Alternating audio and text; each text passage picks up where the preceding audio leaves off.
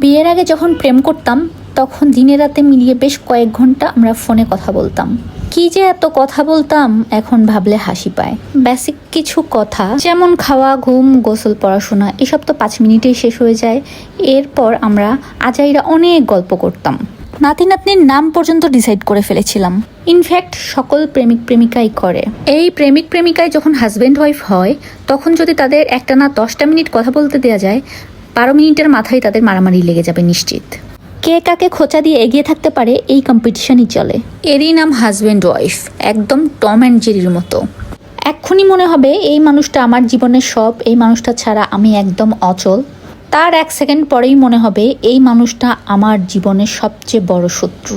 তবে যাই বলেন, বিয়ে করে একটা সুবিধা আছে যেটা কেউ ইগনোর করতে পারবে না, সেটা হচ্ছে আপনার জীবনের যত ফ্রাস্ট্রেশন, যত খারাপ লাগা, যত ভুল সব কিছু চাপিয়ে দিতে পারবেন একজনের উপর। সে কে? Obviously husband.